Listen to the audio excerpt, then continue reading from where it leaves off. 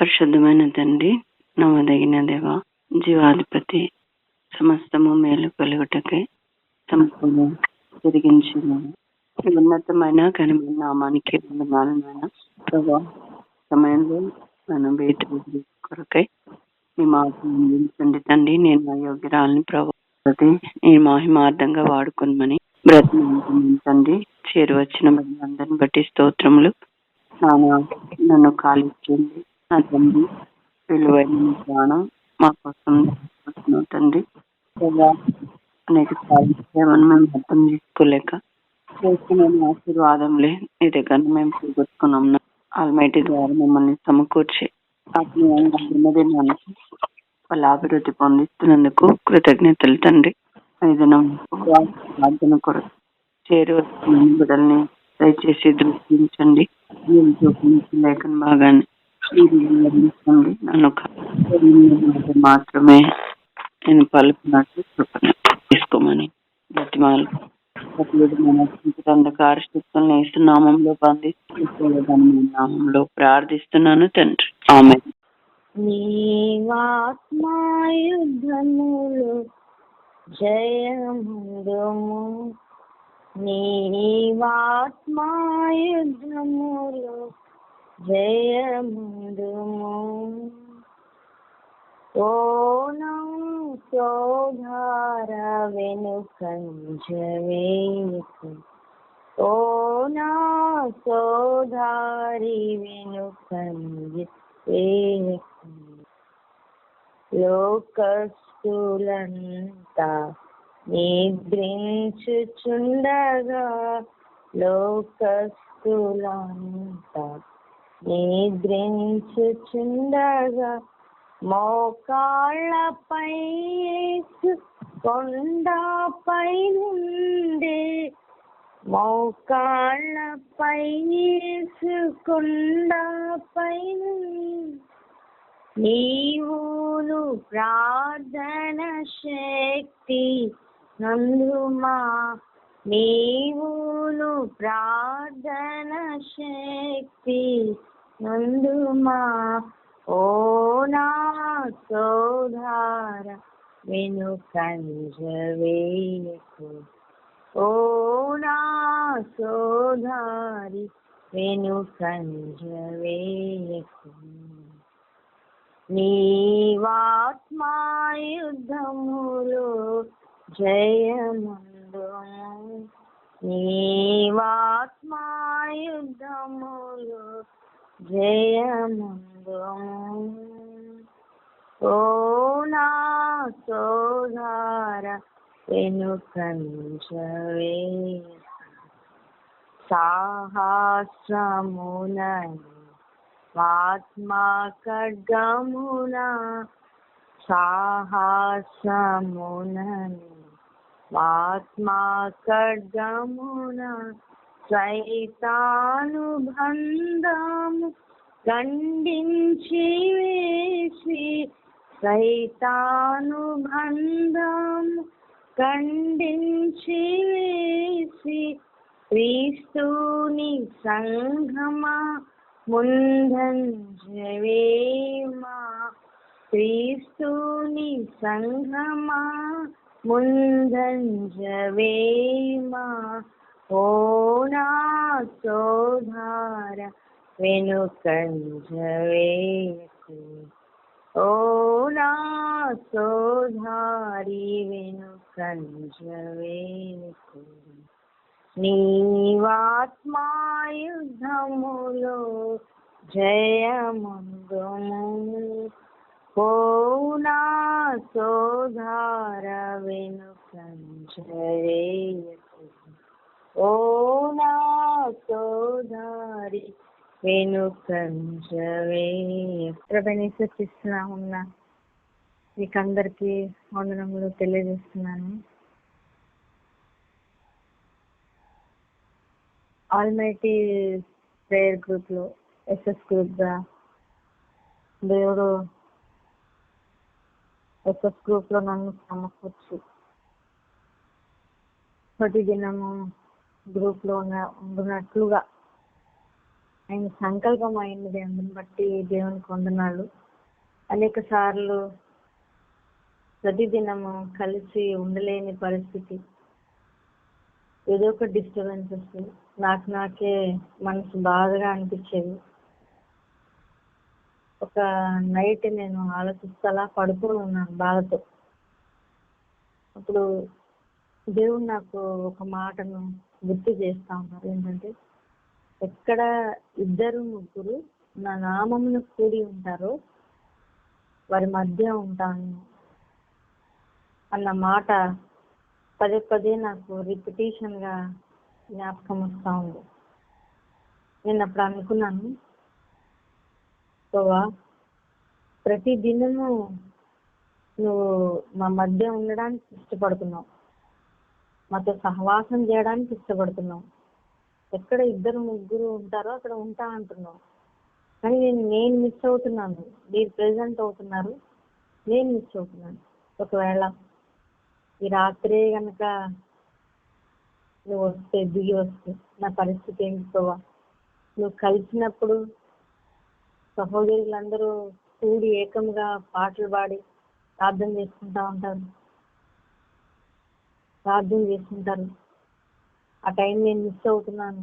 ప్రతిదినం నువ్వు నేర్పించేవి నేను మిస్ అవుతున్నాను అని చాలా పశ్చాత్తాపడి అప్పుడు లేచి ప్రార్థన చేసుకున్నాను. ప్రభా, నా శరీర బలహీనత గురించి కానీ ఏ పరిస్థితి కానీ నేను నా సొంతంగా నేను నిర్లక్ష్యం అనేది చూపించాను. నా శక్తికి మించిన పరిస్థితులు కానీ అడ్డం వస్తే నేను మిస్ అవుతాను. కానీ నాకు అనారోగ్యం ఎంత ఉన్నా, శరీరంలో ఎంత కఠిన పరిస్థితి ఉన్నా, ఎట్లా ఉన్నా సరే నేను గ్రూప్ లో మానను ప్రభా, ఎందుకంటే నువ్వు అక్కడ ఉన్నావు ప్రభా అని నేను తీర్మానం చేస్తున్నాను. అది నాకు ఎంతో ఆనందం ఇచ్చింది, సంతోషం అనిపించింది. అందుకనే ప్రతి దినం ఒక దినం మిస్ అయినా మీరు వచ్చి ప్రభా మాతో ఉన్నారు కదా, నేను అక్కడ లేను కదా, ఏం చెప్తున్నారు ఏమో అని నేను వినలేదు కదా అన్న ఫీలింగ్ బాధ అనేది నాకు కలుగుతా ఉంది.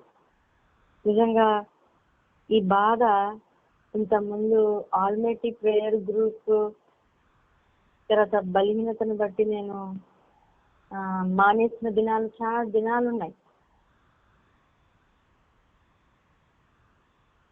ప్రతి శనివారం అడ్మిన్స్ ఆల్మైటీ ఆల్నైట్ ప్రేయర్ జరగాలి. తర్వాత మంగళవారం ఆల్నైట్ ప్రేయర్. ఇవన్నీ కూడా ఎలా ఉండదంటే నా శరీర బలహీనతకి చాలా కష్టంగా అనిపించింది. అలాంటి నన్ను దేవుడు ఎంత సులువుగా తేలికగా తీసుకుని వచ్చినాడు. నిజంగా ఆయన కార్యాలు చాలా అద్భుతమైనవి. నేను ఇప్పుడు చనిపోతే ఈ దినం నేను నీతో ఉన్నాను కదా, ఈ సహవాసాన్ని కలిగి ఉన్నాను కదా అన్న ధైర్యంతో నేను పడుకోవాలి కదా. అలా పడుకుంటే నువ్వు అర్ధరాత్రిలో వచ్చినా సంతోషంగా నీతో వెళ్తాను కదా అనే నిశ్చయత నాకు ఇప్పుడు కలిగి ఉంది. కాబట్టి దయచేసి నా గురించి ప్రార్థన చేయండి. పొరపాటుగా ఏ విధమైన చేతనైనా నిర్లక్ష్యంగా కూడా ఎస్ఎస్ గ్రూప్ ఆబ్సెంట్ అవ్వకుండా ప్రతి దినం ఆయన సన్నిధి నేను అనుభవించాలని దేవుడు ఆ తీర్మానాన్ని నా హృదయంలో ఉంచాడు. ఆ రీతిగా నేను ముందుకు సాగునట్టు ప్రభు పిల్లలతో కలిసి ముందుకు సాగాలి. ఆయన వాగ్దానం స్వచ్ఛమైనది. వ్యక్తిగతంగా నేను ప్రార్థన చేసుకున్నప్పుడు ప్రభు ఒక్కొక్కసారి నా అపవిత్రత, నా పాపం బట్టి నా దగ్గర ఉండకపోవచ్చు. కానీ ఎక్కడ ఇద్దరు ముగ్గురు ఉంటారో అక్కడ ఉన్నప్పుడు, అక్కడ ఆయన వాక్యం విడుదల చేసినప్పుడు, నాలో లోపం ఆయన చూపించినప్పుడు, నేను పశ్చాత్తాపడి ప్రార్థించినప్పుడు నన్ను తిరిగి సమకూరుస్తాడు కదా. ఇది గొప్ప ఆధిక్యత కదా. ఇంత ఆధిక్యత నేను ఎందుకు వేస్ట్ చేస్తున్నాను, ఎందుకు అనేక సార్లు మిస్ అయిపోయాను అని ఆ పశ్చాత్తాపం దేవుడు నాలో ఉంచాడు. అందుని బట్టి నేను ఎంతో దేవుని కృతజ్ఞురాలు. మీరు చేసిన ప్రార్థనలు దేవుని సింహాసనాన్ని కదిలించినాయి. ఆయన నాలో కార్యం చేయడానికి కారణమైంది.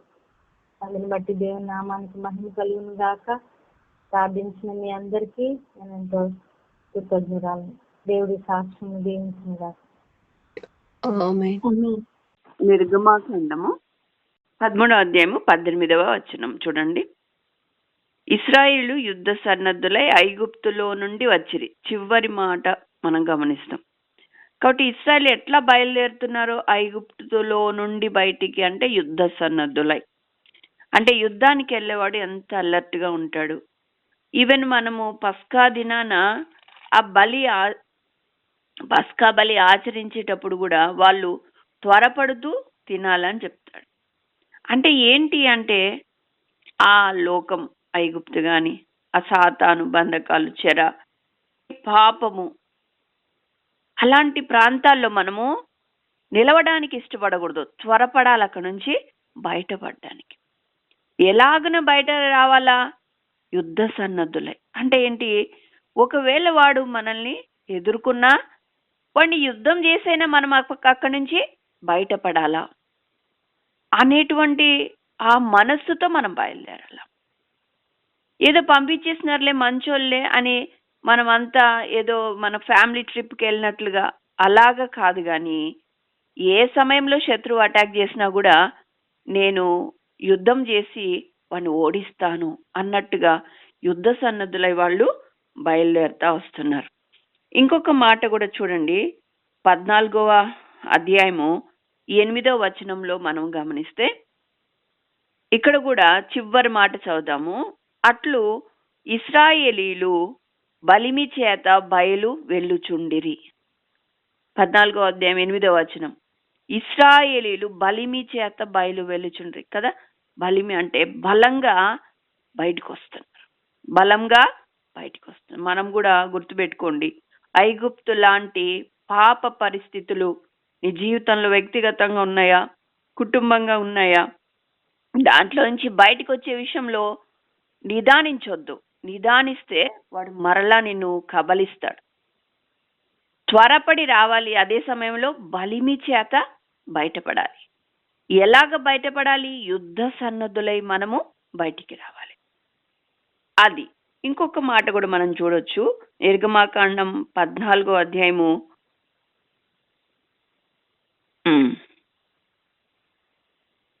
చాలే ఈ 3 సందర్భాల్లో మనం చూస్తే వారు బలముగా త్వరపడుతూ బయటకు వచ్చినట్లు మనం చూస్తాం. సరే, వీళ్ళు వస్తున్నప్పుడు అక్కడ ఏం జరిగింది మనకు తెలిసిన సంగతులే. ఇప్పుడు వాళ్ళు బయలుదేరిన తర్వాత ఐగుప్తీలు అనుకున్నారు, అయ్యయ్యో వాళ్ళని మనం అనవసరంగా పంపించేసినాం, మన మధ్య సేవ చేయాల్సిన వాళ్ళు, ఎట్లయినా తిరిగి వాళ్ళని మనము తీసుకుని వచ్చేద్దామని వాళ్ళు బయలుదేరినారు. ఈసారి వాళ్ళు బయలుదేరేటప్పుడు మొత్తం రథములు ఎన్ని ఉన్నాయో అన్ని సిద్ధపరచుకున్నారు. అధికారులు ఎంతమంది ఉన్నారో అందరూ అని రాయబడింది. ఐగుప్తు రథములన్నిటినీ 7వ వచనం చూస్తే వాటిలో ప్రతి దాని మీద అధిపతుల్ని తోడుకొని వచ్చినారు. మొత్తం అంతా వాటికి కలిగినటువంటి ఆ యొక్క సైన్యం అంతా కూడా బయలుదేరి వచ్చినారు. బయలుదేరి వచ్చి వీళ్ళు బలముతో బయటికి వెళ్ళిపోతుంటే వీళ్ళ వెంట మరలా పడ్డారు. కాబట్టి మన ఆత్మీయ జీవితంలో కూడా రక్షించబడిన తర్వాత కూడా వాడు మనల్ని వెంబడించడం మానడు. మరలా మన పాత జీవితంలోనికి మనల్ని ఈడ్చుకొని వెళ్ళడానికి వాడు ప్రయత్నిస్తూనే ఉంటాడు. అయితే మనము బలిమి చేత మనము బయలుదేరి వెళ్ళాలి. అట్లాగని యుద్ధ సన్నద్ధులుగా ఉండాలి. తొలి దినాల్లో ఎట్లా యుద్ధ సన్నద్ధులుగా ఉన్నామో రక్షించబడిన దినము ఈ యుద్ధము అంతం వరకు కూడా కొనసాగాల్సిందే. యోబు అంటాడు కదా, నరుని ఆయుష్కాలం అంతా యుద్ధ దినాలట. కాబట్టి మనం మరణము వరకు కూడా యుద్ధం చేయాల్సిందే. మనం గుర్తుపెట్టుకోవాలి, వాడు ఎప్పుడైనా అటాక్ చేయొచ్చు. అయితే ఇశ్రాయేలు ఇట్లా బయలుదేరుతున్నప్పుడు ఐగుప్తీయులు అటాక్ చేస్తున్నారు. అయితే వీరికి ఒక కాపుదల ఏంటంటే ఒక అగ్నిమేఘ స్తంభము. అది 13వ అధ్యాయంలోనే చివర్లో కనపడుతుంది. పగటి వేళ మేఘస్తంభము, రాత్రి వేళ అగ్నిస్తంభముగా. ఇది ఏం చేసింది? ఈ అగ్ని మేఘ స్తంభము అనంటే వారి ఇద్దరి మధ్యలోనికి వెళ్ళిపోయింది. వీళ్ళేమో కంగారు పడి మోషేను కంగారు పెట్టేస్తున్నారు. మోషేకు ప్రభు ముందుగానే చెప్పినాడు. 14వ అధ్యాయం 3వ వచనం 4వ వచనంలో మొదట్లో చూస్తే 4వ వచనం మొదట్లో, అయితే నేను ఫరో హృదయమును కఠిన పరచెదను, అతడు వారిని తరుమగా. దేవుడు ముందే చెప్పినాడు, నేను ఫరో హృదయాన్ని మరలా కఠినపరుస్తాను. కఠినపరిచినప్పుడు ఫరో మరలా ఇశ్రాయేలును తరుముతాడు. అంటే ఇది ఎవరి ఆధ్వర్యంలో జరుగుతుంది? ఎవరి అధికారం క్రింద జరుగుతుంది? ఎవరి చిత్త ప్రకారంగా జరుగుతుంది అనేది మనం గుర్తుపెట్టుకోవాలి. కఠినపరిచిన వాడు ప్రభువే. ఎందుకు చేస్తున్నాడు ఇలాగా? పంపించిన వాడు ఆయనే, దేవుడే. మరలా మన శత్రువుల్ని కఠినపరిచి మరలా మనల్ని వెంబడించేటట్లు చేస్తున్నాడు. చాలాసార్లు మనం గుర్తుంటాం, సాతాను శోధిస్తున్నాడండి. కానీ శోధించబడేదానివి నువ్వే, శోధించేవాడు సాతానే. కానీ నువ్వు శోధించబడుటకు పర్మిషన్ ఇచ్చిన వాడు దేవుడు. యోబు జీవితంలో కూడా చూస్తాం, చుట్టూ కంచె వేసేసి ఉంటాడు ఆయన. ఆ కంచెను దాటి వెళ్ళాలంటే వాడి తరం కాదు. ప్రభు దగ్గర పర్మిషన్ తీసుకుంటేనే వాడు అడుగు పెట్టగలడు. మన జీవితంలో, కుటుంబంలో కానీ, వ్యక్తిగతంగా, గ్రూపు పరంగా, సంఘముగా ఏవైనా జరిగిందా, అది ప్రభువు అనుమతిస్తేనే. ఇక్కడ కూడా ఫరో హృదయాన్ని కఠినపరిచినాడు. ఎందుకు అంటే అక్కడ చెప్తాడు 4వ వచనంలో, నేను ఫరో వలనను అతని సమస్త సేన వలనను మహిమ తెచ్చుకుందును. ఎందుకు? ఫరోనే ఉపయోగించుకుంటాడంట మన దేవుడు తనకు మహిమ కలుగునట్లు. చూసారా, మన దేవుని యొక్క గొప్పతనము, ఆయన శూర కార్యాలు మనము గమనిస్తే ఎంత ఆశ్చర్యంగా ఉంటాయి చూడండి. శత్రువుని కఠినపరచడం చూస్తే వాడేమనుకుంటున్నాడు? 15వ అధ్యాయము 9వ వచనంలో, తడి మీదను కలిసి కొనియదను, దోపుడు సొమ్ము పంచుకొనియదను, వాటి వలన నా ఆశ తీర్చుకొనేదను, నా కత్తి దూసేదను, నా చెయ్యి వారిని నాశనము చేయనని శత్రువు అనుకొనేను. చేసారా, మన శత్రువు అట్లా అనుకుంటా ఉంటాడు. అసలు నేను సైన్యం అంతా తీసుకొని వచ్చి వాళ్ళని నేను పట్టేసుకుంటాను, దోపుడు సొమ్ము పంచుకుంటానా, నా ఆశ తీర్చుకుంటాను, నా కసి తీర్చుకుంటానని అనుకుంటూ బయలుదేరుతున్నాడు. అలాంటి వాడి ద్వారానే ప్రభు మహిమ తెచ్చుకోగల దేవుడు. ఆ శత్రువు చేతనే, నిన్ను తరుముతున్న శత్రువు చేతనే, నిన్ను శోధిస్తున్నటువంటి శత్రువు చేతనే ఆయన మహిమ తెచ్చుకొనగల సమర్థుడు. గుర్తుపెట్టుకోవాలా? మన జీవితంలో ఇలాంటి పరిస్థితులు, శోధనలు ఏవైనా అధికమైనప్పుడు ఏమాత్రం భయపడనక్కర్లేదు. ఇదే ఈ శత్రువు ద్వారానే నా ప్రభువుకి మహిమ కలుగుతుంది. నేను కనిపెడతాను, నేను మొరపెడతాను. మోషే ఎలాగునో ప్రార్థన చేసినాడు. ఇశ్రాయేల్ అందరూ సనిగినారు కానీ మోషే సనగలేదు. మోషే మొరపెడుతూనే ఉన్నాడు. అది మనం గుర్తుంచుకోవాలా. మోషేకు ముందుగానే తెలియపరిచినాడు. చూసారా, నేను చాలాసార్లు చెప్తాను, మనం అసలు ఇప్పుడు బైబిల్ స్టడీలో ప్రతిరోజు ప్రతి ఒక్కరూ మీరు దేవుని స్వరాన్ని వినాలి, అది కంపల్సరీ పెట్టడం కారణం ఏంటంటే, ప్రతి దినము మనం విన్నట్లయితే అసలు మన జీవితంలో, కుటుంబంలో ఏమి చెయ్యబోతున్నాడన్న సంగతి కూడా మనకు బయలుపరుస్తాడు. నా జీవితంలో ఎన్నో అనుభవాలు ఖచ్చితంగా బయలుపరుస్తాడు. మనం సాధారణమైన మనుషులమే కానీ మనతో మాట్లాడేవాడుగా ఉన్నాడు. మోషేకి ఇక్కడ ముందే తెలియపరుస్తున్నాడు, నేను కఠినపరుస్తా, అదే సైన్యం ద్వారా నేను మహిమ పొందుతా. అంతేకాదు, ఎందుకు అలా చేస్తాను అనేది కూడా చెప్తాడు. ఎందుకు అలా చేస్తాడు?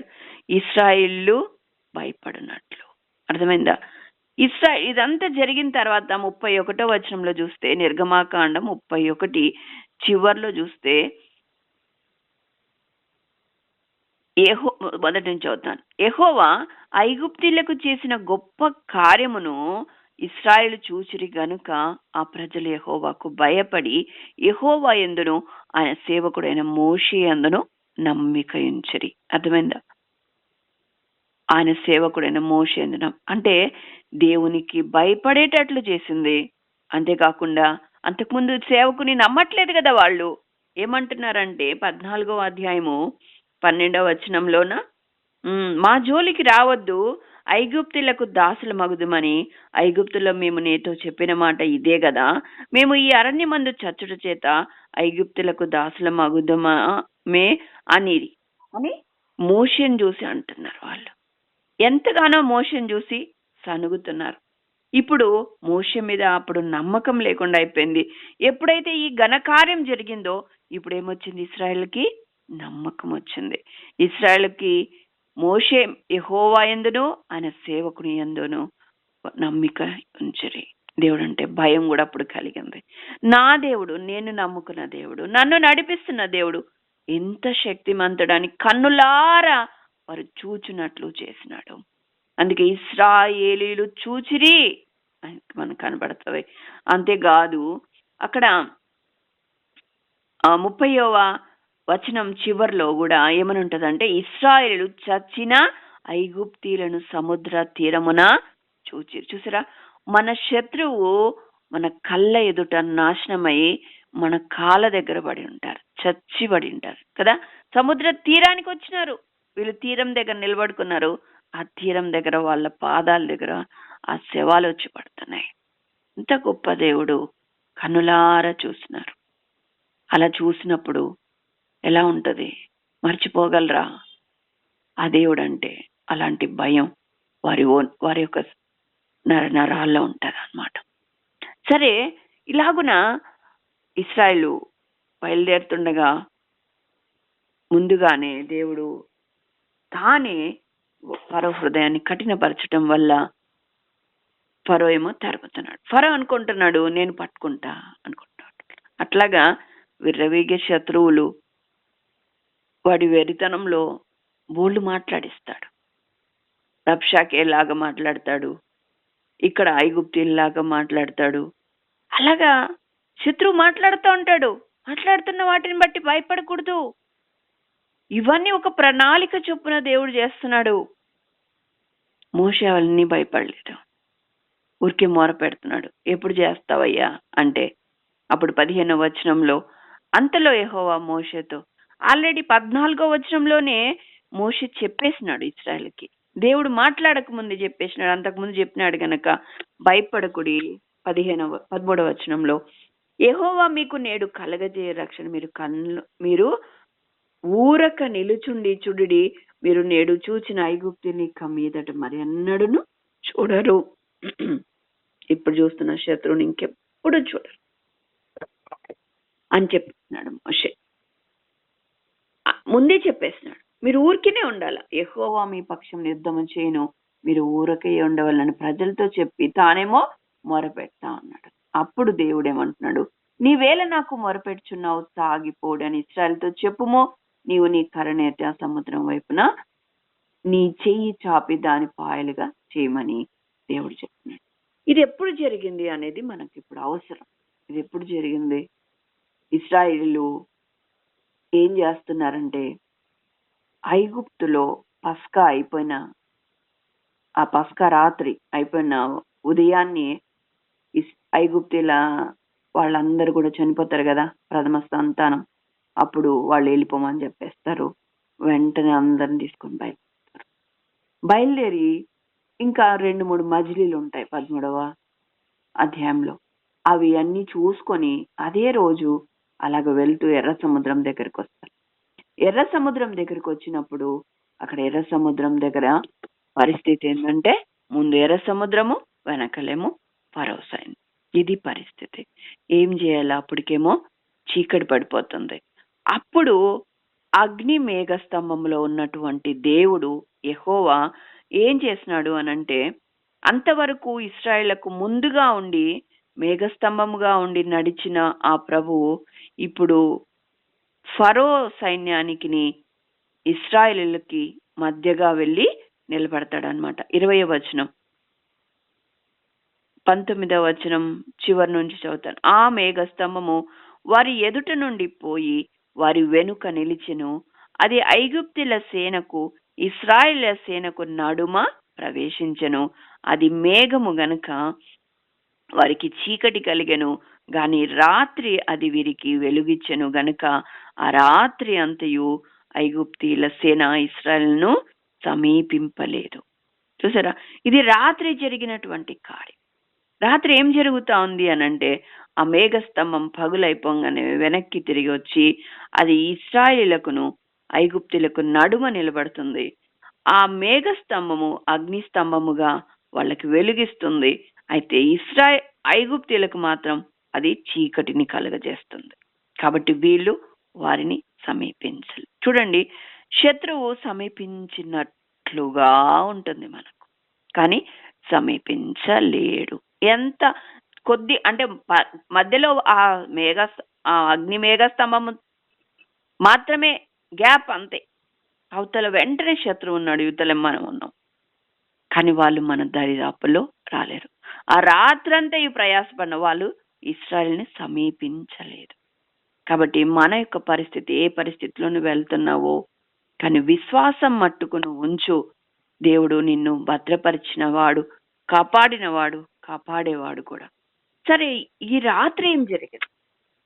మనము రాత్రిపూట చేసే ప్రార్థనలకు దేవుడిచ్చే సమాధానం దేవుడు ఈ యొక్క దాంట్లో కనపరుస్తా వచ్చినాడు. ఏం జరిగింది? మొట్టమొదటిగా మనం చూస్తే నిర్గమాకాండం 14:21లో మోషే సముద్రము వైపు తన చెయ్యి చాపగా యెహోవా ఆ రాత్రి అంతయు బలమైన తూర్పు గాలి చేత సముద్రమును తొలగించి దానిని ఆరిన నేలగా చేసింది. చూసారా, అంటే అంటే రాత్రంతా మనము కొన్ని సమస్యల చేత సతమతం అవుతున్నప్పుడు మా విరుగుడు రాత్రంతా ప్రార్థన చేయడం అనేది, అది మన పెద్ద పెద్ద సమస్యలకు గొప్ప విడుదల కలుగజేస్తుంది. ఇలాంటి సందర్భాలు దేవుడే రాయించినాడు. నిర్గమాకాండంలో కనబడుతుంది, యెహోషువ గ్రంథంలో కనపడుతుంది. రాత్రంతా ప్రయాసపడిన తర్వాత ఉదయం ఎట్లా వాళ్ళకి విజయం ఇచ్చినారు అనేది. తర్వాత యాకోబు దగ్గర మనం వింటాము, రాత్రంతా పెనుగులాడితే ఉదయకాలం ఎట్లాగా ఆయన సహాయం చేస్తాడని. తర్వాత యోహాను సువార్త 21లో కూడా రాత్రంతా ప్రయాసపడిన ప్రభు ఉదయం వచ్చి వారికి సహాయపడతా వచ్చినాడు. అలాగే ఇంకా మనం గమనిస్తే ఎన్నో ఉంటాయి. ఇవన్నీ దేని కొరకు అనంటే, మనము దేవుని సన్నిధిలో రాత్రంతా ప్రయాసపడినప్పుడు దానికి తగిన ప్రతిఫలం ఆయన ఇచ్చేవాడు. యేసు ప్రభు కూడా రాత్రంతా కూడా ఆయన ప్రార్థనలో ఉండి తర్వాత ఉదయాన ఆ శిలువ కార్యాన్ని విజయవంతంగా నెరవేర్చిన వాడుగా ఉంటాడు. ఆ గెస్సెమనే తోటలో ఆయన ప్రార్థన చేసిన తర్వాతనే అక్కడికి వెళ్ళినాడు. ఇంకా ఆయన శిష్యులను ఏర్పాటు చేసుకున్నప్పుడు కూడా రాత్రంతా ప్రార్థన చేసి ఉదయాన్నే ఆ యొక్క శిష్యులని ఏర్పాటు చేస్తా వచ్చినాడు. కాబట్టి ఇక్కడ జరిగిన కొన్ని సంగతులు మనం చూద్దాము. నిర్గమాకాండం 14:21లో ఏమైంది? ఒక బలమైన తీర్పు గాలి యెహోవా పంపించినాడు. అదేం చేసిందంటే, ఏదైతే అడ్డుకుంటుందో అవతలి ఒడ్డుకు వెళ్ళాలి, వీళ్ళని వెళ్లకుండా అడ్డుకుంటుందో దాన్ని తొలగించేసినాడు. ఎప్పుడు జరిగింది? ఆ రాత్రి జరిగింది. అది తొలగించి మళ్ళీ అక్కడ ఏం ఏర్పాటు చేసినాడు? ఆరిన నేలను ఏర్పాటు చేసినాడు. వాళ్ళు ఈజీగా దాటిపోయినట్లు చేసినాడు. ఇదంతా రాత్రి సమయంలో జరుగుతుంది. రాత్రంతా జరిగే ప్రార్థనలకు ఈ రీతిగా దేవుడు సమాధానం ఇస్తాడు. కొన్ని ఎగ్జాంపుల్స్ కూడా మన వాళ్ళు చెప్తా వచ్చినారు, వాళ్ళ జీవితంలో సాక్ష్యం. రాత్రంతా యూట్యూబ్లో కూడా చాలా చూసాను నేను. రాత్రంతా కూడా వాళ్ళు దేనికో మనీ కొరకు అనుకుంటా వాళ్ళు రాత్రంతా ప్రార్థన చేసిందంట. ఆమె ఉదయాన్నే లేచి చూసినప్పుడు ఆ ప్రార్థనలకు జవాబు దొరికింది. ఎలా ఉన్నారు ఇక్కడ అది కూడా గమనించాలి. రాత్రంతా ప్రార్థన చేసే వాళ్ళు ఎట్లా ఉంటారు? నిద్రమబ్బుతో జోగిపోతా ఉంటారా? అట్లా ఉండే వాళ్ళు అసలు నిలబడగలరు అక్కడ? యుద్ధ సన్నద్ధులై బలిమి చేత బయలు వెళ్తున్నారు. ఇవన్నీ గాలి వచ్చి అదంతా క్లియర్ చేసేవారు. కొంచెంసేపు పడుకుంటాను అనేవాళ్ళు ఎవరైనా వింటారు అక్కడ. చిన్న పిల్లలతో సహా ఎవ్వరు మత్తులో లేరు. కాబట్టి రాత్రంతా మెలకుగా ఉండి ప్రార్థన చేసే వాళ్ళకి ఆ బలము, ఆ విజయము వారి జీవితంలో, వారి కుటుంబాల్లో కూడా ఉంటుంది. రాత్రంతా ఇతరులు చేసే ప్రార్థనలకు ఏకీభవించి ఒక్క రాత్రే మనం పట్టుదలకు మనం కన్ను ఆర్పకుండా మనం మేలుకొని అలాగే మనం కొనసాగితే గొప్ప విజయాలు మన జీవితంలో చూస్తాం. కొన్ని దినాలు, సంవత్సరాలు ఏడ్చే బదులు ఇది చేయడం బెటర్ కాదు. ఒక ఆమె కూడా ఏదో విన్నా నేను, వాళ్ళ ఇంటి వారు కొడుకు కోడలు బయటికి వెళ్ళిపోతే ఆమె రాత్రంతా కూడా ప్రార్థన చేసిందంట. ఉదయానికంతా కోడలు వచ్చేసిందంట, క్షమాపణ అడిగిందంట. ఎట్లా జరుగుతున్నాయి ఇవి అంటే అది దేవుడు వినేవాడు, మన మధ్యలో ఉన్నాడు, సజీవుడుగా ఉన్నాడు. అయితే ఆయన కోరేది కొన్ని కఠినమైన సమస్యలకు కఠినమైన ప్రార్థనలు అవసరం. యేసుప్రభువే చేసినప్పుడు మనకేమి, మనం కూర్చొని చేస్తే వచ్చేస్తుంది అంటామా? యేసుప్రభువే రాత్రంతా ప్రార్థన చేస్తే మనం ఊరికి అట్లా దర్జాగా కూర్చొని ఉపవాసం లేకుండా తిని కూర్చొని చేస్తే అవుతుంది అంటారా? యేసుప్రభు ఉపవాసంతో చేసేవాడు. దేవుని కుమారుడైనా కూడా రికమెండేషన్ చేయొచ్చు కదా, నేను కొడుకును కదా, అట్లా ఏం లేదు. అని మనకు మాదిరి ఉంచిపోయినాడు. ఇలాగున రాత్రంతా ఏం జరిగింది అక్కడ? తూర్పు గాలి ద్వారా రాత్రి దాన్ని క్లియర్ చేసి ఆరిన నేలను ఏర్పాటు చేసినాడు. తర్వాత ఏమైపోయింది? వాళ్ళు నడిచిపోయి 14వ అధ్యాయం 22వ వచనం, నీళ్లు విభాగింపబడగా ఇశ్రాయేలు సముద్రము మధ్యన ఆరిన నేల మీద నడిచిపోయిరి. చూసారా, అదే రాత్రి ఆ ఆరిన నేల మీద ప్రభు నడిపించి, అంటే ఇదంతా మనం గుర్తుపెట్టుకోవాలి. సమస్య అదే రాత్రి నశిస్తుంది. మనల్ని ఎదుర్కొన్న శత్రువు అదే రాత్రి నాశనం అవుతాడు. ఇదంతా యుద్ధంలో, నువ్వు రాత్రంతా పోరాటంలో, నువ్వు ప్రార్థనా పోరాటం ఎపఫ్రా గురించి చదువుతాం. అట్లా నువ్వు పోరాడుతుంటే, యాకోబు వలె నువ్వు పోరాడుతూ ఉంటే ఇవన్నీ జరుగుతూ ఉంటాయి. నీకు తెలియకుండానే నీవు ఆ సమస్యను నువ్వు దాటి వెళ్తున్నావు. ఆ శత్రువుకి నువ్వు దూరంగా వెళ్తుంటావు. వాడు వదలడు. అందుకనే చాలాసార్లు మనం అర్ధరాత్రి వరకు, సగం రాత్రి వరకు ప్రార్థన చేసి ఇంట్లో కూర్చోవడం వల్ల సమస్య తెగదు. ఎందుకంటే మనము సగం వరకు అంటే వాడు ఏం చేస్తాడంటే, చూడండి, ఇట్లాగా దాటి వెళ్తున్నాం, నిజంగానే ప్రార్థన ఫలితం దాటి వెళ్తున్నాం, వెనకాల వాడు ఏం చేస్తాడు? తరుముతాడు. తరమకుండా ఉంటాడా? వీళ్ళు ఆరిన నేల మీద వెళ్ళిపోతున్నారబ్బా, వదిలేద్దాంలే అని అనుకోలేదు వాడు. వాడికో మూర్ఖత్వం, వెళ్ళాల పట్టుకోవాలి, ఇంతే ఉంది కానీ నేను దాంట్లో వాడి సస్తానని వాడికి తెలియదు. వెళ్ళిపోతున్నాడు. వీళ్ళకి ఇంకా కంగారైపోయింది, వీళ్ళు కూడా పరిగెత్తుతున్నారు. నువ్వు అప్పటికి ప్రార్థన సాఫ్ చేసి ఇంట్లో కూర్చో, ఏమైతుంది? శత్రువు వచ్చి పట్టుకుంటాడు. మునుపటి కంటే అధికంగా నష్టపోతావు. ఇలాంటివెన్నో. అర్థమైందా? చాలాసార్లు చెప్తాను నేను, హోల్ నైట్ ప్రేయర్ చేస్తే పర్ఫెక్ట్గా చేయండి, లేకపోతే ఆపేయండి.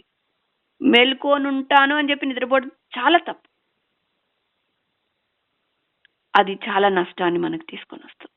మునుపటి కంటే ఆత్మీయంగా చాలా దిగజారిపోతాం. శత్రువు కంప్లీట్ మనల్ని ఆవరించేస్తాడు. వీళ్ళు ఏం చేస్తున్నారంటే అలాగులు లేరు, యుద్ధ సన్నద్ధులై ఉన్నారు. అందుకే ఫస్ట్ అది చదివిస్తా వచ్చిన. మూడవదిగా, ఆరిన నీళ్ళను నడుస్తుంటే శత్రువు కూడా వీళ్ళని తరుముతా ఉన్నాడు. గుర్తుపెట్టుకోండి, తెల్లవారు వరకు ఈ పోరాటం, ఈ యుద్ధం అనేది జరుగుతుంది. మనం సగంలో ఆగకూడదు. 14వ అధ్యాయం 23-24 వచ్చిన, ఐగుప్తీయులు తరుముచు సముద్రము మధ్యను చేరిరి, అప్పుడు యెహోవా వారిని కలవరపరచెను. ఈ ప్రార్థనలు కొనసాగుతూ ఉండగా యెహోవా తన పనిని తాను కొనసాగించేవాడుగా ఉంటాడు. తరుముతున్న శత్రువుని ఏం చేస్తున్నాడు? ఇప్పుడు ఆయన వెనక్కి వచ్చి వాళ్ళని కలవరపెట్టేస్తాడు. ఇవన్నీ ఒక్కసారిగా ముందు చేసేసిండొచ్చు కదా. మనం ఏమనుకుంటామంటే, మనం వెళ్తుంటే వాళ్ళు కూడా సముద్రంలో కూడా వచ్చేస్తా ఉన్నారు.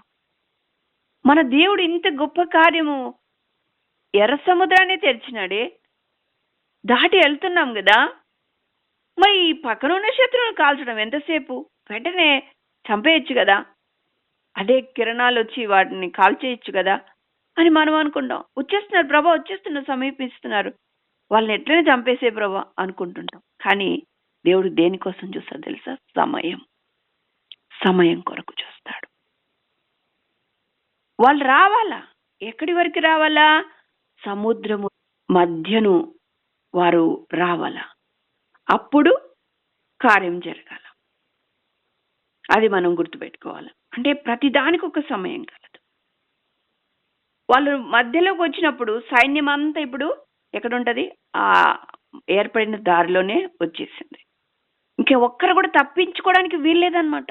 అందుకే దేవుడు వెంటనే యాక్షన్ తీసుకోలేదు, కానీ అందరిని చంపాలనుకున్నాడు గనక ఆలస్యం చేసినాడు. చాలాసార్లు మన జీవితంలో కూడా వెంటనే జరిగిపోవాలని అనుకుంటాం, కానీ దేవుడు సమూలంగా శత్రువుని నాశనం చేయడం కొరకు ఆలస్యం చేసేవాడుగా ఉంటాడు.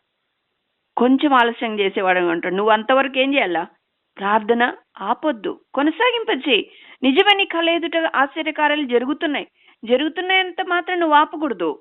కంటిన్యూ చేయాలా ప్రేయర్, కంటిన్యూ చేయాలి. శత్రువు సంపూర్ణంగా నాశనం అయ్యే వరకు కూడా ప్రేయర్ సాగనే ఆగకూడదు. చాలా మంది ఇంకా ప్రేయర్ ఇంకా ఆన్సర్స్ వస్తున్నాయనగానే ఇంకా ప్రేయర్ వెంటనే చల్లారిపోతా ఉంటుంది. లేదు, శత్రువు సమూలంగా నాశనం అయ్యే వరకు కూడా మనము విశ్రమించకూడదు.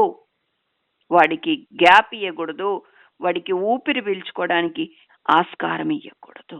అందుకని యెహోషువ అంటాడు కదా, సూర్యుని చంద్రుని ఆ దినాన ఆపేస్తాడు. శత్రువు మిగిల్చకూడదు, ఈరోజే అంతమందాల. మళ్ళీ రేపు గ్యాప్ ఇచ్చి రేపు చేద్దామంటే మరి వాడికి బలం తెచ్చుకోవచ్చు రేపు. కాబట్టి సూర్యుడు ఆగిపో, చంద్రుడు ఆగిపో, మేము మా శత్రువు మీద పగ తెచ్చుకోవాలా.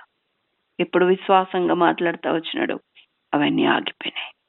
శత్రువుని సంపూర్ణంగా ఆ దినమే నాశనం చేస్తున్నారు. గుర్తుపెట్టుకోండి, శత్రువుని గదిలిస్తే అంత ఈజీగా ఊరుకోడు వాడు, నిన్ను వెంట పడతానే ఉంటాడు. దాన్ని సంపూర్ణంగా నాశనం చేసే వరకు నువ్వు కొట్టుకోవాల్సిందే. నువ్వు బలమైన ప్రార్థన చేయాల్సిందే. చల్లారిపోకూడదు. సగంలో చల్లారిపోయి ఎంతో మంది నష్టపోయినారు. అట్లా నష్టపోకూడదు. సరే, ఐగుప్తీయులు కూడా తరుముతున్నారనే మాట మనం 14, 23, 24లో మనం చూస్తాం. చదుదాము 23, 24. ఐగుప్తీయులు ఫరో గుర్రములను, రథములను, రౌతులను వారిని తరిమి సముద్ర మధ్యను చేరి. చూసారా, ఇప్పుడు టైం చూసుకున్నాడు. ఎప్పుడైతే సముద్రం మధ్యను చేరినారో 24, అయితే వేకువజామున. ఎప్పుడు వాళ్ళని కలవర పెడుతున్నాడు తెలుసా? వేకువజామున. నువ్వు మధ్యలోనే ప్రార్థన చేసి వెళ్ళిపోతున్నావు కదా, అందుకనే నీ జీవితంలో శత్రువు మీద ఆ విజయాన్ని నువ్వు పొందట్లేదు. ఆయన ఎప్పుడు వస్తున్నాడు? నీ యొక్క భారము ఆ యొక్క మొరను చూసి ఆయన ఏం చేస్తున్నాడు? వేకువజామున యెహోవా ఆ అగ్ని మేఘమయమైన స్తంభము నుండి ఐగుప్తీయుల దండు వైపు తిరిగినాడట. వీళ్ళ వైపు చూడంగానే ఏమైపోయింది? ఐగుప్తీయుల దండును కలవరపరచి, వాళ్ళ వైపు ఊరికి అట్లా చూసినాడు ఆయన. చూస్తేనే వాళ్ళు ఏమైపోయినారు? కలవరమైపోయినారు. వాళ్ళకి డౌట్ వచ్చేసింది. వాళ్ళు ఏమనుకుంటున్నారు? వారి రథచక్రములు ఊడిపడునట్లు చేయగా వారు బహు కష్టపడి తోలుచుండిరి. అప్పుడు ఐగుప్తీయులు ఇశ్రాయేలు ఎదుట నుండి పారిపోదము రండి, యెహోవా వారి పక్షమున మనతో యుద్ధము చేయుచున్నాడని చెప్పుకుని. చూసారా, 25వ వచనం చివరిలో అవన్నీ కనపడతాయి. వాళ్ళు అట్లా మాట్లాడుకుంటున్నారు, ఇంక పారిపోదామని వెనక్కి తిరుగుతున్నారు. అర్థమైందా? ఒకవేళ ఈ కలవరపెట్టడం ముందే చేసింటే వాళ్ళు సముద్రం లోపలికి రాకుండానే సగం మంది బయట నిలబడతారు. ఒక్కరైనా నిలబడతారు, కానీ దేవుడు అది ఒప్పుకోవట్లేదు. ఒక్కడు కూడా మిగలకూడదు. నేను చెప్పినాను కదా, వాడి శేషమే ఉండొద్దు, అందరు రావాలా. కాబట్టి అందరూ ఆరిన నీళ్ళలోనికి వచ్చే వరకు ప్రభు చూసి, అప్పుడు మధ్యన వచ్చిన తర్వాత ప్రభువు వారి వెనక్కి వచ్చి వారి వైపు చూసి వారిని కలవరపెట్టినాడు. అప్పుడు రథచక్రాలన్నీ ఊడిపోతా ఉన్నాయి. కాబట్టి మనం గుర్తుపెట్టుకుందాం, ఇదంతా ఒక స్టెప్ బై స్టెప్ ప్రభు చేస్తాడు. మనకి సడన్ గా పైనుంచి అట్లా రెడీమేడ్ గా మనకు వచ్చేయాలని అనుకుంటాం. రెడీమేడ్ ఫుడ్ ఎంత నష్టాన్ని తీసుకొస్తుందో రెడీమేడ్ గా నీకు సమస్యలకు పరిష్కారం కూడా అంత నష్టాన్ని తీసుకొస్తాయి.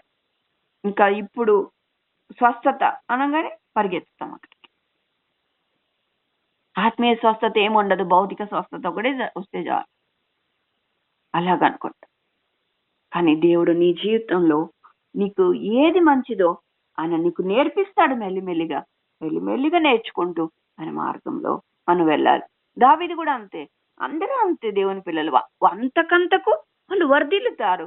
నీతిమంతుని వెలుగు అంతకంతకు కేసరిల్లుతుంది, అంతేగాని సడన్ గా అది రాదు. అది దేవుని మార్గం, దేవుని పద్ధతే కాదు. ఇంకా చాలా చూస్తాం అట్లాంటివి. వారు నానాటికి బలాభివృద్ధి నందుతారు. ఒక్కసారిగా ఎక్కువ అయిపోవడం అట్లా జరగదు. మెల్లిమెల్లిగా వారి శ్రమను, వారు చూపిస్తున్న ఇంట్రెస్ట్ బట్టి దేవుడు వాళ్ళని ఆశీర్వదిస్తాడు. నువ్వు చూపిస్తున్నటువంటి ప్రార్థన పట్ల ఇంట్రెస్ట్, దేవుని పని పట్ల ఇంట్రెస్ట్ బట్టి నేను ఆశీర్వదిస్తా ఉంటాడు. నీ కుటుంబంలో కార్యాలు జరగాలంటే నీలో మార్పు జరగకుండా కార్యాలు చేయడు ఆయన. నువ్వు ఖచ్చితంగా మారే తీరాలి. మారే వరకు వదలడు అసలు. ఫస్ట్ నీలో క్రమక్రమంగా మార్పు కలిగే కొద్దీ, నువ్వు ఆయనకు లోబడే కొద్దీ ఆయన నీ కుటుంబంలో మార్పు జరిగిస్తా ఉంటాడు. అలాగున వీళ్ళు మధ్యకు రాగానే ప్రభు ఏం చేసినాడంటే వాళ్ళని కలర్ పెట్టినాడు. తర్వాత వాళ్ళు కనుక్కున్నారు, ఇంకా వెనక్కి వెళ్ళిపోదాం అనుకున్నారు. కానీ అప్పటికే ఇంకా వెంటనే చూడండి 26వ వచనంలో ఏమంటే, అంతలో యెహోవా, చూసారా, ఇంకా వాళ్ళు దాటి మళ్ళీ వెనక్కి వెళ్ళిపోతారేమో, ఆ కొంచెం గ్యాప్ కూడా వాళ్ళకి ఇవ్వలేదు. మోషేతో ఐగుప్తుల మీదికి, వారి రథముల మీదికి, వారి రౌతుల మీదికి నీళ్లు తిరిగి వచ్చినట్లు సముద్రం మీద నీ చెయ్యి చాపుమనెను. చూసారా, అలాగున వెంటనే ఇవన్నీ దేవుని ఆజ్ఞ ప్రకారంగా ఎప్పుడు ఏం చేయాలా ప్రభు చెప్తున్నాడు, మోషే చేస్తున్నాడు. ప్రతి దానికి టైమింగ్ ఉంటుందమ్మా. మనం దేనికి తొందరపడకూడదు. వాళ్ళు ఇశ్రాయేలు అయితే తొందరపడినారు, మోషేను పనరాని మాట్లాడినారు. ఎంత నష్టం తెలుసా. అలాంటి వాళ్ళకి ఇంకా సనిగే గుణమే, తర్వాత కూడా వాళ్ళకి సనిగే గుణమే ఉంది. తొందరపడకూడదు, ప్రతి దానికి ఒక సమయం ఉంటది. అలాగున ప్రభు ఏం అలాగున ఎప్పుడైతే ప్రభు చెప్పినాడు వెంటనే మోషే, ఇది కూడా మనం గుర్తుపట్టాల, ప్రభు ఎప్పుడు ఏం చెప్తే అది విని వెంటనే అది చేయడం. ఎప్పుడు మనం అందుబాటులో ఉంటేనే ఈ కార్యాలు మనం వినగలుగుతాం, చేయగలుగుతాం కూడా. మోషే సముద్రం మీద తన చెయ్యి చాపగా పొద్దు పొడిచినప్పుడు, అది కూడా గుర్తుపెట్టుకో, పొద్దు పొడిచినప్పుడు సముద్రము అధిక బలముతో తిరిగి పొర్లెను గనుక ఐగుప్తీయులు అది చూచి వెనుకకు పారిపోయిరి. అప్పుడు యెహోవా సముద్రము మధ్యను ఐగుప్తీయులను నాశము చేసెను. సముద్రము మధ్యను ఐగుప్తీయులను నాశనము చేసెను. ఎప్పుడమ్మా? పొద్దు పొడిచినప్పుడు. ఎప్పుడు స్టార్ట్ అయింది ఇది? రాత్రి స్టార్ట్ అయింది. చూసావా, ఎప్పుడు చచ్చిపోయింది శత్రువు అంటే పొద్దు పొడిచినప్పుడు, తెల్లవారినప్పుడు ఈ కార్యాలు జరుగుతాడు. పొద్దు పొడిచినప్పుడు ఆయన శత్రువుని సంపూర్ణంగా నాశనం చేసేవాడుగా ఉంటాడు. 28వ వచనం చివరిలో చూస్తే, వారిలో ఒక్కడైనను మిగిలి ఉండలేదు అని చెప్పినాడంటే సంపూర్ణంగా పొల్లుసున్నా కూడా తప్పిపోకుండా ఆయన నెరవేర్చేవాడుగా ఉంటాడు. మన జీవితంలో ఉన్న మన శత్రువులు, ఆ కుటుంబంలో కానీ వ్యక్తిగతంగా ఏ పాపంతో పోరాడుతున్నావో ఆ పాపం మీద కానీ విజయం రావాలంటే నువ్వు రాత్రంతా ఆయన సన్నిధిలో పెనుగులాడితే, ప్రార్థిస్తే, మొరపెడితే కంటిన్యూగా అది అంచెలంచెలుగా వాడి నాశనం తెల్లవారు సంపూర్ణంగా దాని మీద నువ్వు విజయం పొందుతావు. నీ వ్యక్తిగత ప్రాబ్లం మీద ఉన్నావా, నీ కుటుంబంలో పలానా వ్యక్తి, పలానా ఒక బిడ్డను శత్రువు పట్టుకున్నాడా, చాలా భయంకరంగా వాడు శత్రువులను పట్టుకొని ఎదుగుతున్నాడు, అలాంటివన్నీ కూడా నువ్వు జ్ఞాపకం చేసుకో. వాటి కొరకై నువ్వేం చేయాలా? వ్యక్తిగతంగా భారంగా ప్రార్థన చేయి. దేవుడు తప్పకుండా తెల్లవారినప్పుడు విజయం ఇస్తాడు. అలాగే మీరు వ్యక్తిగతంగా కూడా చేయొచ్చమ్మా హోల్ నైట్ ప్రేయర్స్. ఇట్లా గుంపులోనే చేయాలని కాదు, వ్యక్తిగతంగా ఇలాంటి పోరాటం, ప్రార్థనా జీవితం నువ్వు కలిగి ఉంటే ఖచ్చితంగా నీ కుటుంబంలో విజయాన్ని నువ్వు పొందుతావు. అలా ప్రార్థన అంటే రాత్రంతా చేయలేను కదండి అనొచ్చు. పాటలు పెట్టుకోవచ్చు, దేవుని పాటలు, తర్వాత వాక్యం చదువుకోవచ్చు, తర్వాత పాటలు పాడుకోవచ్చు, తర్వాత బైబిల్ చదువుకోవచ్చు, ప్రార్థన చేసుకోవచ్చు. ఇవన్నీ కూడా అంటే దేవునితోనే సహవాసం ఒంటరిగా. తర్వాత నీ సమస్య అంతా చెప్పుకుంటుండు, దేవుడు వాక్యం ద్వారా మాట్లాడుతూ అలాగున నువ్వు రాత్రంతా మొరపెడతా ఉంటే తెల్లవారినప్పుడు నీకు గొప్ప విజయం కలుగుతుంది. ఎవరి కోసం చేస్తున్నారు వాళ్ళు కూడా ఆ శత్రువు చేతి నుంచి విడిపించబడతారు. అలాగా వ్యక్తిగతంగా కూడా చేయొచ్చు. వ్యక్తిగతంగా నువ్వు లేని పరిస్థితిలో దేవుడి కృపను బట్టి మన గ్రూప్ లో ప్రతిరోజు కూడా హోల్ నైట్ ప్రేయర్ జరుగుతుంది. ఏ సమస్యని నువ్వు పట్టుకొని వెళ్ళు, వాళ్ళతో పాటు నీ సమస్య చెప్పు, వాళ్ళతో ఏకీభవించు, వాళ్ళతో పాటు అన్ని ప్రార్థనలు విను. ఆ యొక్క చివరను నీ యొక్క ఆశను దేవుడు తీర్చేవాడుగా ఉంటాడు. ఆ రీతిగా దీన్ని బట్టి మనలో ఎవరి కోసం ఏ మాటలు మాట్లాడినాడో దాని ప్రకారంగా మన జీవితంలో సరి చేసుకుందాం. దీని ప్రకారంగా మన కుటుంబాల విషయంలో కానీ, వ్యక్తిగత విషయాల్లో కానీ, సంఘ విషయాల్లో కూడా విజయాన్ని మనం పొందుదాం. దేవుడి మాటలు మన కొరకే దీవించింది. ఆమె. మహాగణుడు మహోన్నతుడు పరిశుద్ధుడైన స్వామి, మీ పరిశుద్ధ పాదాలకు గొప్ప దేవుడని నాయన, ఆనాడు ప్రభువా ఇశ్రాయేలుని ఐగుప్తు దాస్యం నుంచి ఎలా విడిపించి అనేక పరిస్థితుల్లో ప్రభువా నాయన నీ బిడ్డలను ప్రభువా తోడు తన రెక్కలను కప్పుకున్నట్టు గద్ద తన రెక్కల మీద తన బిడ్డలను మోసుకొచ్చిన రీతిగా ప్రభువా ఇశ్రాయేలుని ప్రభువా ఐగుప్తు దాస్యం నుంచి విడిపించినారు. అవును ప్రభువా, నాకు కూడా నాయన ఎప్పుడైతే ప్రభువా మేము ఆయా ఆ శత్రు సాతాను బంధకాల నుంచి మేము విడిపించబడ్డాము ప్రభువా, నీ రక్తదారులతో మమ్మల్ని కొనుక్కుని బిడ్డలుగా చేసుకున్నాం. అయినా కూడా వాడు ప్రభువా మమ్మల్ని తరుముతూ అనేక పరిస్థితులు, అనేక సమస్యలు, అనేకమైన వ్యాధులు, బాధలు కలిగించి మమ్మల్ని ఏదో ఒక రీతిగా ప్రభువా భయపెట్టి ప్రభువా మీ నుంచి దూరపరచాలని ఎన్ని విధాలుగా ఎంత సేన ఐగుప్తు రథాలన్నీ కూడా నాయన అక్కడి నుంచి బయలుదేరి వచ్చింది. నిజంగా నా దినమున ప్రభువా మీరు యెహోవా కలుగుజేయి రక్షణ మీరు ఓరకు నిలిచింది చూడుడే ప్రభువా మోసే ద్వారా మీరు సెలవిచ్చిన రీతిగా ఆ దినము నుండి ప్రభువా అవును ఆయన రక్షించిన నాటి నుండి ఈనాటి వరకు అనేక శ్రమలు, బాధలు, ఇరుకులు, ఇబ్బందులు ఎన్ని వచ్చినా మీరు ప్రభువా మాకు తోడుగా ఉంటూ నడిపిస్తూ కాపాడుతూ ఉత్తరపరుస్తూ ఆనాడు ఇశ్రాయేలీయులు ఎలా అయితే ఆ ఎర్ర సముద్రం దాటించి ప్రభువా మీరు ప్రభువా ఎద్దుకు గడి చేర్చినారు. ఐగుప్తీయులందరూ కూడా వారి యొక్క పదములు ప్రభువా వారి పాదాల దగ్గర తేలిపోయినట్టుగా చేశారు ప్రభువా. అలాగే ప్రభువా మేము కూడా ప్రభువా నాయన ప్రార్థన జీవితంతో, ప్రార్థన భారంతో మా కుటుంబంలో ఉన్న ప్రతి సమస్యను కూడా ప్రభువా పరిష్కరించుకోవడానికి మేము కూడా ప్రభువా రాత్రంతయు పగలంతయు కూడా ప్రభువా మాకున్న సమయాన్ని ప్రభువా వెచ్చిస్తూ మీ సన్నిధిలో మేము ప్రార్థించి నాయనా మీకు మొరపెట్టినప్పుడు మీరు ఆనాడు ఉన్న దేవుడు ఈనాడు కూడా ఉన్నావు ప్రభా. మీరు నిన్న నేడు రేపు మారని దేవుడుగా ఉన్నావు ప్రభా. మార్పు చెందని తండ్రిగా మీరు ఉన్నారు ప్రభా. అన్యం బట్టి వందనాలు ప్రభా. మరి నాయన నా కుటుంబంలో కూడా జరుగుతున్న ప్రతి సమస్య, శోధన నాయన బిడ్డల మధ్యలో ఎన్నో రకాలైన సమస్యలు ఇవన్నీ కూడా ప్రభువా నాయన ఎన్నో తీర్చారు, ఇప్పుడు తీరుస్తారు.